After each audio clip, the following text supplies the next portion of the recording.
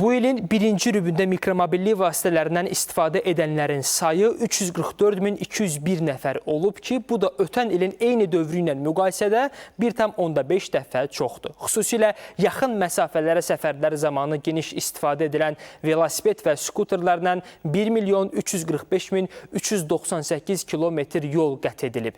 Rəqəmlər yalnız kirayə xidmətinin göstəriciləridir. Hazırda mikromobillik zolağının ümumi uzunluğu 60,5 kilometr təşkil edir və bunun 100 kilometrə çatdırılması planlaşdırılır. Velosipedlərin sifarişində nəzərə çarpacaq dərəcədə artım qeydə alınıb.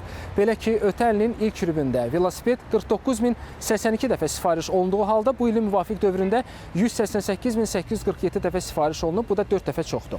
Eyni zamanda velosipeddən istifadə edənlərin sayı da 4 dəfə artaraq 86.445 nəfər təşkil edib. Skuterlər üçün 872, velosipedlər üçün 623 parklama məntəqəsi təşkil edilib. Hazırda icarəyə verilən skuter sayı 4240, velosiped sayı isə 2200-dür.